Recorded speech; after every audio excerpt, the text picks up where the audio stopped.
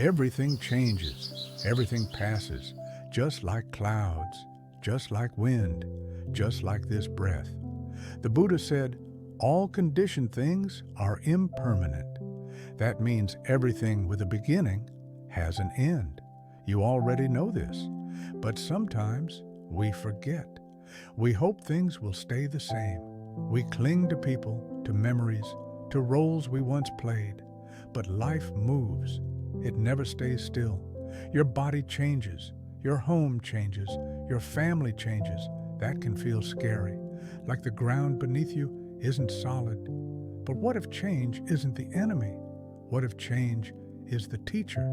Because it is. It's the one truth no one can escape.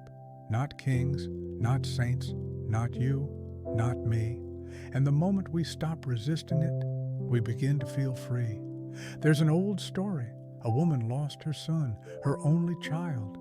Grief swallowed her whole. She carried his lifeless body, begging anyone for medicine.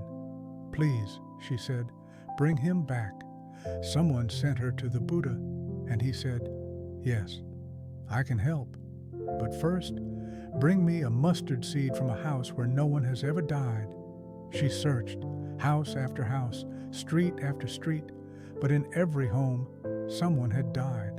A father, a mother, a child, a friend. She returned to the Buddha empty-handed, but with eyes wide open. She saw the truth. Sorrow was not hers alone. Loss was not a punishment. It was part of being alive. That's the power of impermanence. It humbles us. It connects us. It opens us. Look at the trees. Every autumn, they let go. Not one leaf fights to stay. Not one tree clings to summer. And still, spring returns. Still, life comes back, soft and green and new. That is the way of things. What falls makes room. What dies teaches us how to live. So let things fall. Let people go. Let yesterday fade. It's okay. You're not who you were, and you don't have to be. You have nothing to prove. You have nothing to chase. This moment is enough, just as it is. Breathe in and let it go. You don't have to carry every memory. You don't have to fix every mistake. You don't have to hold every pain. There is a time to hold on and a time to release. Release what no longer serves you. Release what weighs your heart. Release the version of yourself that no longer fits. Because you've grown. Because you're still growing. That is beautiful, and that is enough. Sometimes we carry grief like it's part of who we are. But grief is a river, not a wall. Let it move. Let it wash through you. It may come back, but it won't stay forever. You're allowed to miss them. You're allowed to cry. You're allowed to rest. Even this sadness will pass, just like the storm, just like the cold, just like every long night that ends in light. Look at your hands. They've changed, but they still hold. They still reach. They still create. Look at your breath. You've taken millions of them, and yet each one is brand new. No breath repeats. No moment returns. That's what makes it sacred. Let go of the belief that you must control everything. Let go of the voice that tells you nothing should change, because that voice is afraid. But your soul isn't. Your soul is made for movement, for evolution, for letting go, even when it's hard, especially when it's hard. When we hold too tight, we suffer. When we release, we heal. It's not easy, but it's honest, and honesty is peace. You don't have to forget, but you can forgive. You don't have to erase, but you can breathe. Say goodbye to what is already left. Say hello to what is still becoming. This is the secret, not to stop time, but to love it as it moves. Let it pass. Let it go. You're still here. You're still becoming, not in spite of change, but because of it. Every wrinkle is a chapter, every scar a map, every breath a gift, and none of it lasts. That's why it's precious. So take a deep breath. Feel it enter, feel it leave. Everything changes, and that's okay. Because what leaves makes space for what's next. And what's next could be beautiful.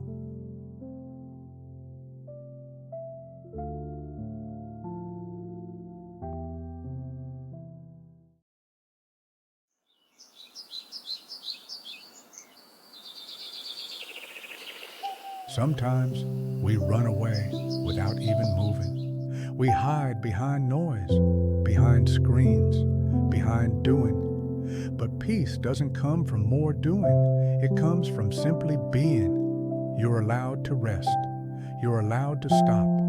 You're allowed to breathe. You don't have to earn rest. You don't have to justify it. You are already enough, right here, without effort, without achievement. Just this breath, just this heartbeat, just this quiet. Close your eyes and feel the space around you, the air touching your skin, the way your feet connect to the earth. Feel how supported you are. Even when it feels like you're alone, you are held by this moment, by this body, by something deeper. Let your awareness soften. No need to focus hard, no need to try. Just allow things to be exactly as they are. Let sounds come and go. Let thoughts float by. Let your emotions rise and settle. Nothing stays forever, not even fear, not even pain. Sometimes the most loving thing you can do is to sit quietly with yourself, not fixing, not judging, just listening. You don't always need solutions. Sometimes you just need space to breathe, to feel, to heal. If your heart feels heavy today, let it be heavy. There's no need to pretend. If your thoughts feel fast, don't chase them. Just return to your breath again and again. That is the practice. That is the path. There's wisdom in being gentle. We're taught to push, to strive, to achieve. But the Buddha taught stillness, the power of quiet, the beauty of awareness. When you sit with yourself, you begin to notice things that were hidden, grief that hasn't been felt, joy that hasn't been claimed, love that's been waiting for you to return. Your presence is the greatest gift you can offer the world. More than advice, more than answers. When you are fully here, others feel it. You feel it. And healing begins. If your mind is tired, let it rest. If your body is sore, let it be still. If your spirit feels lost, just stay where you are. Because mindfulness is not about going somewhere. It's about coming home to yourself, to now. There is no perfect way to do this, no right number of breaths, no right amount of peace.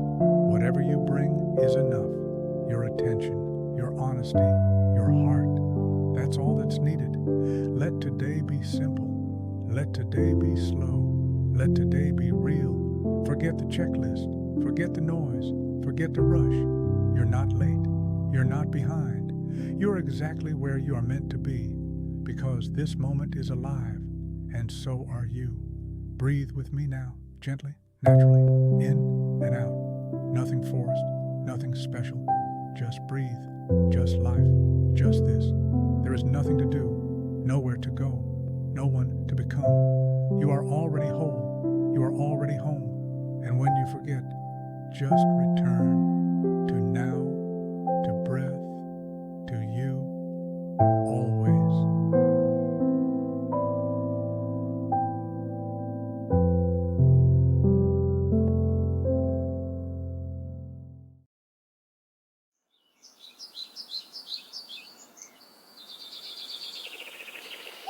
There is suffering, and it's okay to say that. Life hurts sometimes. Loss, fear, loneliness, aging, regret. We all feel it. No one escapes it. Even the Buddha did not escape it. He was born a prince, but he still suffered. He had luxury, power, comfort. But one day he saw a sick man, an old man, a corpse, and his heart cracked open. This, he thought, is what life truly is. So he left his palace. He gave up everything to understand one question: why do we suffer? And can we be free? He sat under a tree. He watched his mind, his fears, his desires, his thoughts, until they were still, until he saw clearly. And what he saw was this: there is suffering, there is a cause, there is an end, and there is a path. The Four Noble Truths. But before we find the end, we must begin where he began, with truth, with dukkha. Dukkha is often translated as suffering, but it means more than pain. It means dissatisfaction, restlessness, the sense that something is missing. Even in good moments, we fear they will end. Even in love, we fear loss. That is dukkha, not because we are weak, but because we are human. And Buddha never told us to avoid it. He told us to see it, to know it, to face it with open eyes. Think of the times you've suffered. Maybe someone left. Maybe you lost something you loved. Maybe your body changed. Maybe your mind turned against you. And you thought, why is this happening to me? That question holds pain, but also the beginning of wisdom. Because suffering shows us what we hold on to, what we fear, what we crave, what we cannot control. And when we see that clearly, we begin to understand. The Buddha said, birth is suffering, aging is suffering, death is suffering, union with the unpleasant is suffering, separation from the pleasant is suffering, not getting what one wants is suffering. It sounds harsh, but it's honest, and sometimes honesty is love. He wasn't saying life is only suffering. He was saying, don't run from it, look at it, learn from it, and then be free. We often think suffering means something is wrong, but the Buddha said, suffering is not a punishment, it's a teacher. It shows us what we cling to. It shows us where we're asleep, and it invites us to wake up. When we hurt, we tend to resist. We say, this shouldn't be happening. We fight, we blame, we numb. But pain doesn't shrink when we fight it. It softens when we sit with it. When we say, yes, this is here, and I will stay with it. There is a story. A monk asked the Buddha, why do we suffer? The Buddha replied, imagine being shot with an arrow, and then, instead of removing it, you shoot yourself with a second one. The first arrow is pain. The second is our reaction, our anger, our fear, our resistance. We cannot always stop the first arrow, but we can choose not to fire the second. That is wisdom. That is compassion. So when suffering comes, don't run. Sit with it. Breathe with it. Ask it what it wants to teach you. Maybe it says, let go. Maybe it says, rest. Maybe it says, you are not alone. The Buddha never said, life will be easy. He said, there is a path through the fire, and it begins here, with truth, with courage, with your willingness to feel. So if your heart aches today, let it ache. If you feel broken, know that even broken things shine. If you feel tired, rest. And if you feel lost, sit still. The path begins right where you are. You are not your pain. You are the one watching it. You are the awareness, the witness, the sky, not the storm. And the more you see clearly, the more the suffering loosens its grip. This is the first truth, the beginning, and also the doorway to peace. Not by avoiding pain, but by walking through it with open eyes and an open heart, just like the Buddha did.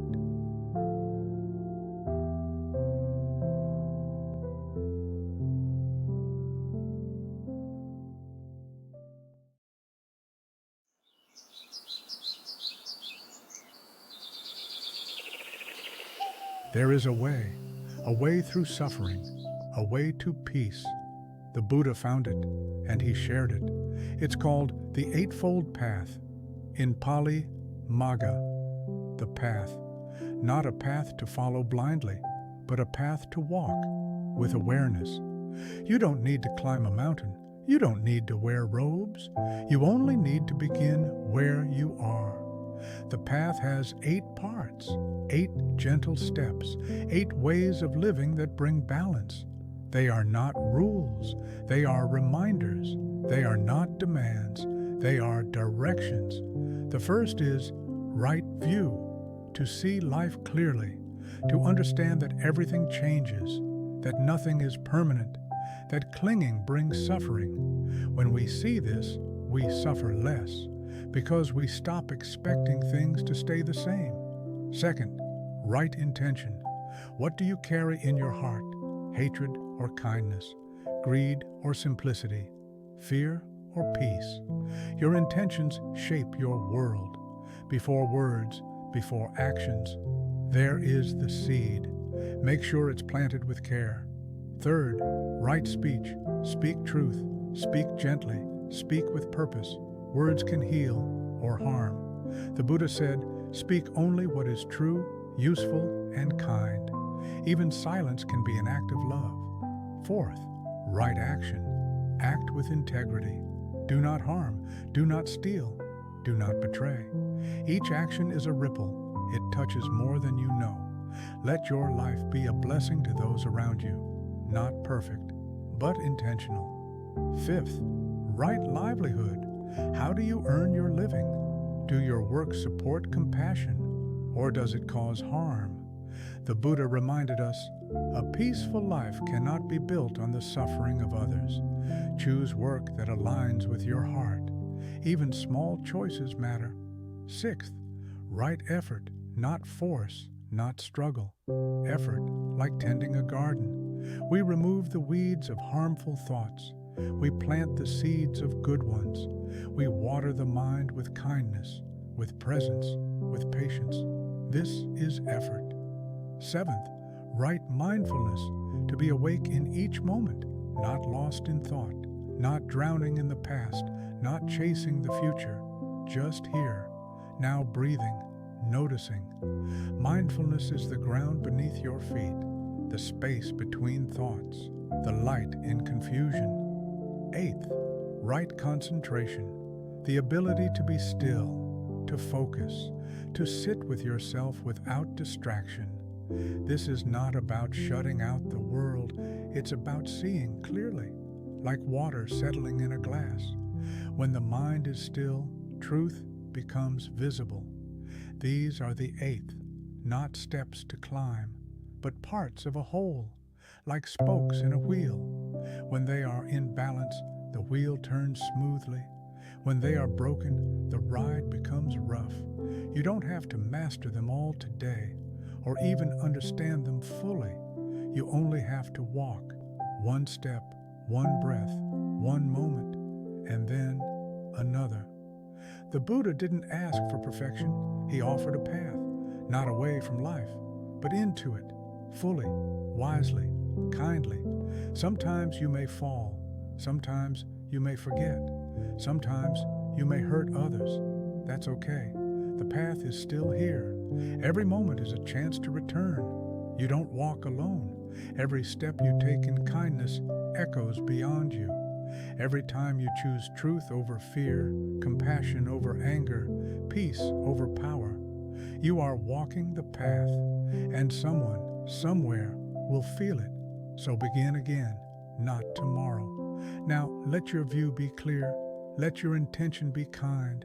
Let your words be gentle. Let your actions be honest. Let your work be meaningful. Let your effort be steady. Let your mind be present.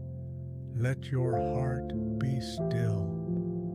This is the path, the Eightfold Path, the path to peace, to freedom, to home, and it begins where you are.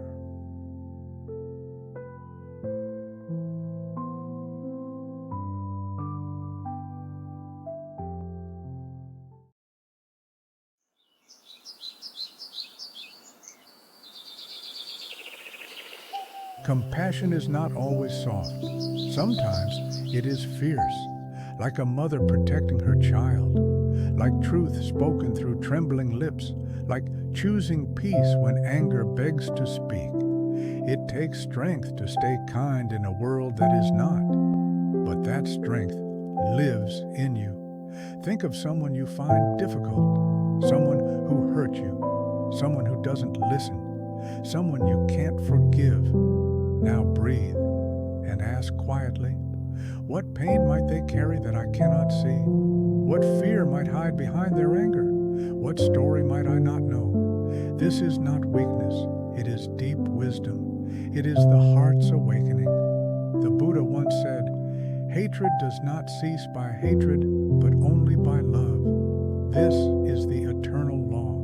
We've tried judgment, we've tried blame, we've tried silence. But what if we tried compassion, not for their sake, but for yours? Because when we hold on to hate, it poisons the heart, it hardens our gaze, it isolates us. Compassion is not saying, what they did was right. It's saying, I will not carry this pain any longer.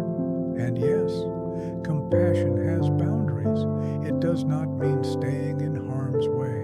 It does not mean forgetting what happened. It means choosing love instead of burning from the inside out. It means saying, you are hurting me, and I will still wish you peace from far away. Sometimes we offer compassion to the world, and sometimes we offer it to the parts of ourselves we've hidden. The younger you, the ashamed you, the afraid you, call them in, not to change them, but to hold them, to say, you don't have to hide anymore. You're safe with me.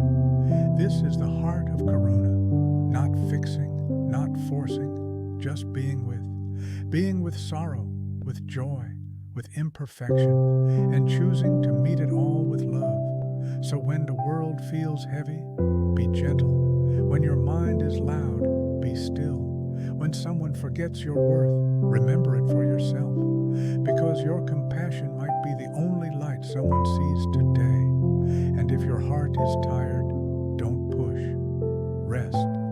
Even the Buddha rested. Even he sat quietly beneath the tree with no answers, just presence. You are allowed to pause. You are allowed to feel. You are allowed to begin again. Compassion is not a destination. It is a practice, a way of moving through this world. You won't always get it right. You'll forget. You'll react. You'll judge. That's okay. Start again. Return again. Even now, in this breath, you're practicing. The Buddha did not teach from a throne. He walked, he sat, he listened.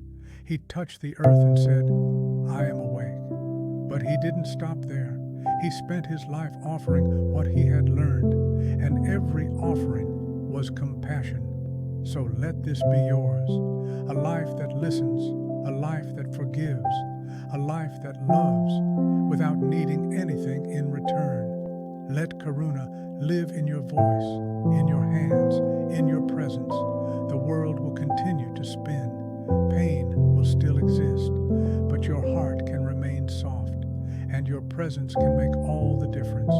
So sit now, just for a moment, and whisper gently to yourself, to the world.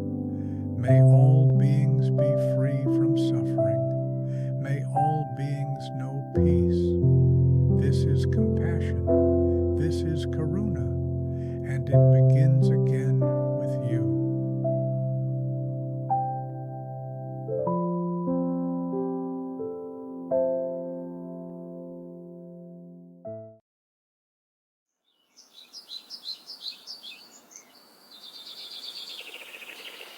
There comes a time when we must let go of control, of pain, of everything we thought we needed to hold.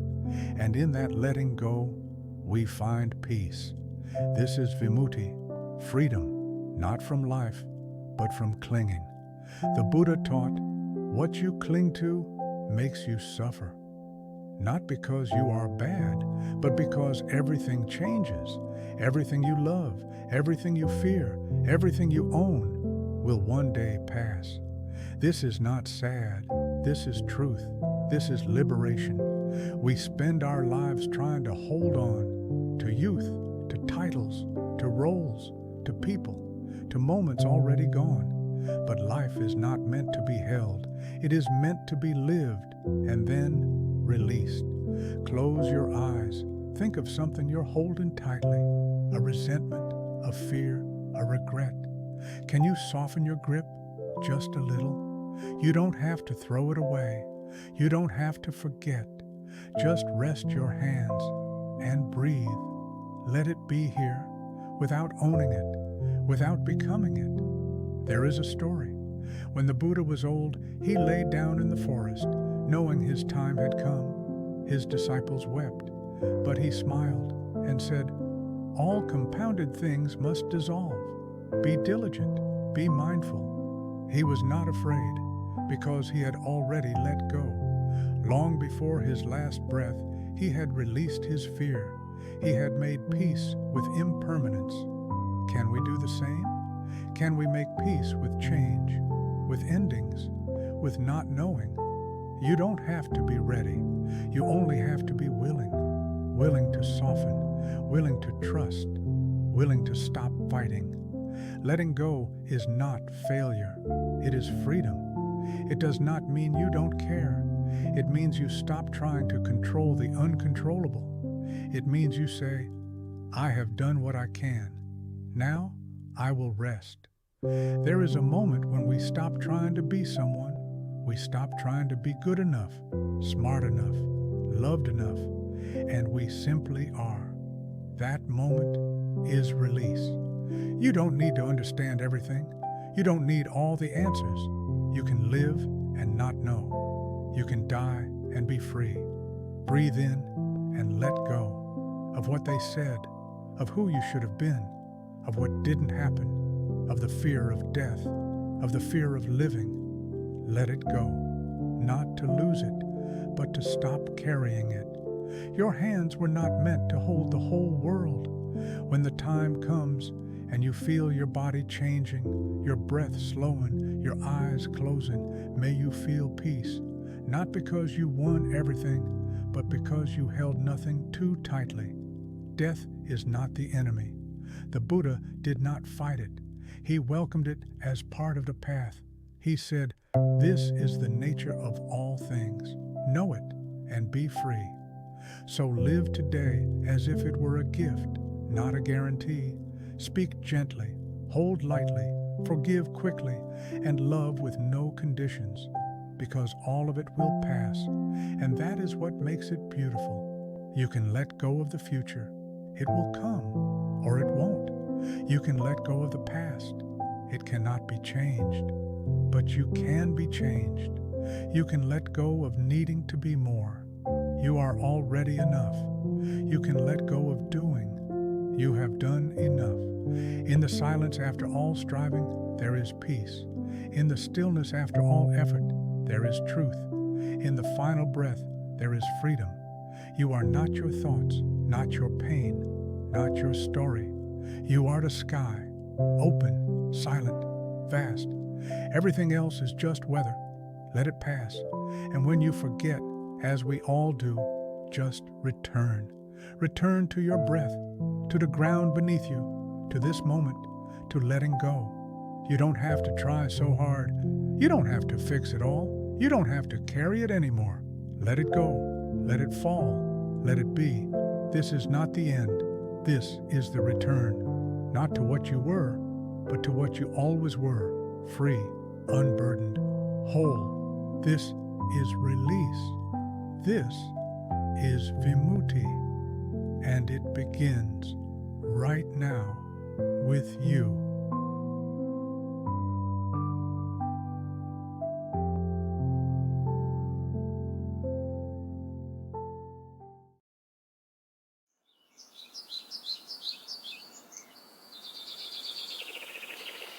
You've walked a long way, not with your feet, but with your heart.